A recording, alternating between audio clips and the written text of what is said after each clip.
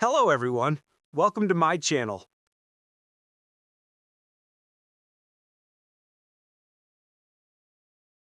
After that incident in Crow Ridge, our trio changed. Connor, once a reckless adventurer, became withdrawn and pensive. Sarah, always a bit nervous, grew almost paranoid, flinching at every rustle. I myself couldn't sleep peacefully anymore, constantly waking from nightmares where I saw that creature again, its empty eye sockets and a chilling smile.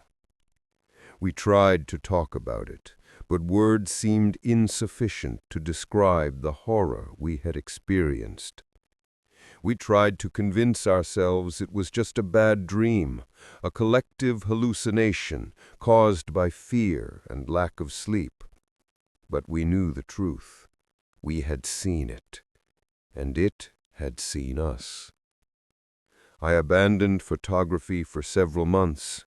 Every time I picked up my camera, I saw not the world around me, but that dark figure flitting between the trees. The light seemed unwilling to cooperate anymore, leaving all my photos dim and gloomy, as if the shadows of Crow Ridge haunted me, even in my work. One evening, almost a year after our ill-fated trip, we gathered at Connor's house. The atmosphere was heavy, saturated with unspoken fear. "I think we need to go back there," Connor said, breaking the long silence. Sarah gasped. "Are you crazy? We almost died." "I know," Connor replied, his voice surprisingly calm. "I can't live like this anymore. I can't sleep. I can't think of anything but what we saw there. I want to understand what it was. I want it to end." I looked at him, trying to understand his motives. On one hand, I felt the same fear as Sarah. On the other, a strange, eerie obsession grew within me. What if what we saw wasn't just a monster, but something more? What if it was something that could be explained, understood, and perhaps even stopped? "What do you propose?" I asked, my voice hoarse. "We'll go back there," Connor said. "But this time we'll be ready. We'll learn more. We'll find answers. I've already found something." He pulled several old books and a stack of printouts from his backpack. These were articles from local newspapers, clippings from archival documents, and even a few pages written in a strange, ancient language I couldn't decipher. "I've been digging through the archives," Connor explained. "Crow Ridge isn't just an abandoned campsite. This place has a long, dark history. Long before white settlers arrived here, this land belonged to Native American tribes." He pointed to one of the articles. "It talks about a tribe that called themselves the Children of the Night. They believed this forest was the boundary between our world and the spirit world, and they spoke of a creature they called the Shadow Hunter. It fed on fear and despair, and it guarded this boundary." I felt goosebumps prickle my skin. "The Shadow Hunter." "Yes," Connor nodded. "The Native Americans feared it. They never dared to enter this part of the forest after dark. They believed that if you crossed the boundary, the Shadow Hunter would consume your soul." Sarah was pale. "But what about that old man, the one who saved us?" I asked myself the same question, and I think I found an answer. He's probably one of those who knows about this place. Maybe he's part of some cult trying to contain it. Or perhaps he's just a lonely old man who has lived in these parts for too long. I looked at the printouts. Among them were old photographs, blurry, grainy images of strange rituals, masked people dancing around bonfires.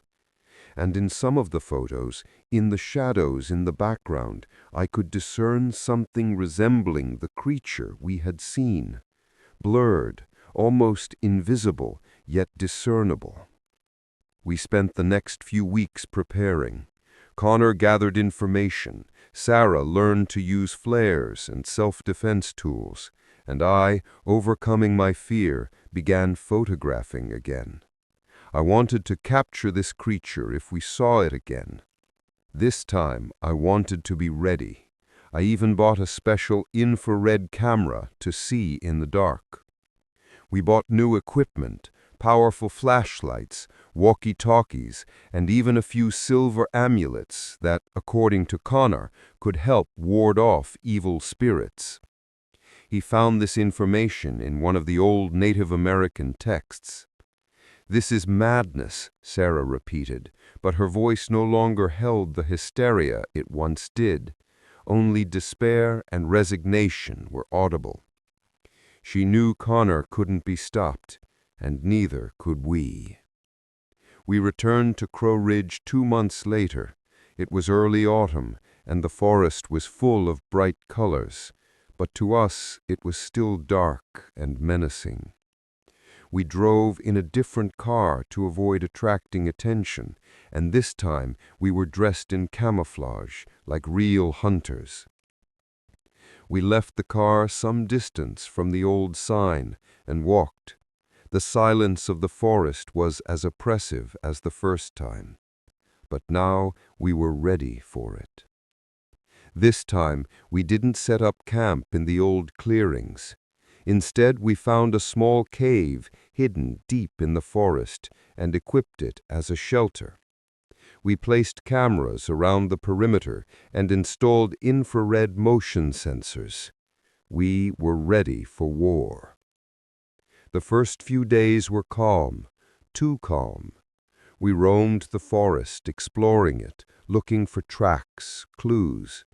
We found several ancient Native American artifacts, pottery shards, arrowheads, strange carved stones. Sometimes we heard distant sounds, similar to what we had heard the first time, dull thuds, strange whispers. But they were far away, and we were ready. We didn't panic. On the 4th night, as we sat in our cave preparing for sleep, one of the motion sensors activated. A blurry, dark image appeared on our small monitor. "It's here," Connor whispered, his voice tense. We grabbed our weapons, flashlights, a can of bear spray, and even a small shotgun Connor had bought specifically for this expedition. We slowly exited the cave. The night was moonless, and the forest was shrouded in impenetrable darkness. Our flashlights only illuminated small areas from the gloom. A howl echoed from deep within the forest. It was the same howl we had heard the first time. But now it was closer, much closer. We moved towards the source of the sound, our hearts pounding furiously. We passed trees that seemed to reach out with their gnarled branches as if trying to grab us. Then we saw it. It stood in the middle of a small clearing, its dark silhouette outlined against the night sky. It was even taller than I remembered, its long limbs appearing unnaturally bent. Its smile was even wider, even more horrifying. "The Shadow Hunter," Connor whispered. We raised our flashlights, aiming them at the creature. I turned on my infrared camera, hoping to capture it. The creature didn't move. It just stood there, staring at us with its empty eye sockets. A chill emanated from it, a sense of ancient evil. Then, from behind it, from the shadows of the trees, others appeared. First one, then two, then three. They were like the Shadow Hunter, but smaller, thinner. They were its children, its servants. "There are many of them," Sarah whispered, her voice filled with panic. Connor raised the shotgun. "Don't come closer," he shouted. The shadow hunter took a step forward, then another and another. Its servants began to surround us, their movements swift and silent. I pressed the shutter button on my camera, capturing this terrifying moment. The camera clicked, but I paid no attention. Connor fired. The loud report of the shotgun shattered the night's silence. One of the shadow hunter's servants fell, black viscous shadows erupting from its body, only to dissipate immediately. But that didn't stop the others. They continued to approach, their empty eye sockets fixed on us. The shadow hunter let out a low guttural growl. It was an inhuman sound, full of rage and ancient malice. I raised my camera and took another shot. The flash illuminated the darkness, and for a moment I saw something that made me... I raised my camera and took another shot. The flash illuminated the darkness, and for a moment I saw something that made me shudder. In the background, behind the shadow hunter, I saw many other shadows coalescing in the air. These were not just its servants. These were the souls of those it had consumed, their distorted faces visible for a moment before dissolving back into the darkness. "They're here," I whispered. "All of them are here." Connor fired again, but his ammunition was quickly running out. The shadow hunter's servants were already very close, their long, bony arms reaching for us. Sarah screamed and threw a flare. The bright light illuminated the clearing, and for a moment the creatures recoiled, their shadows dancing on the trees. The shadow hunter let out another piercing scream, and the creatures charged at us again. We knew we had lost. We were trapped. Suddenly, from the bushes, another shot rang out, and another. We turned and saw the same old man who had saved us last time. He stood there, his rifle smoking, and several of the shadow hunter's servants lay on the ground, their bodies dissolving into shadows. "Run!" he shouted. "I'll hold them off!" We didn't wait. We fled, but this time we knew the old man couldn't save us. This was something more than just a man with a gun. We ran until we were exhausted. We didn't look back. We just ran until we reached our car. We jumped in, Connor started the engine, and we sped away. On the road, as we were leaving the forest, I saw something in the rearview mirror that made me gasp. The shadow hunter stood in the road, its silhouette visible against the setting sun. Its smile was even wider, and I could have sworn I saw a glint of malice in its empty eye sockets. We didn't stop. We drove until we were far from Blackwood Forest, until we saw the first signs of civilization. We never returned to Crow Ridge again, and we never saw the old man again. But this story doesn't end here, because Crow Ridge isn't just a place, it's a portal. And the shadow hunter isn't just a monster, it's a guardian that watches over the boundary between our world and the spirit world. And sometimes, when the boundary weakens, it can pass through. We saw it, we survived it, but we can never forget. And sometimes at night, I still hear its laughter, and I know it's still there, deep in Blackwood Forest, waiting for the next group of unwary travelers who dare to step into the shadows of Crow Ridge.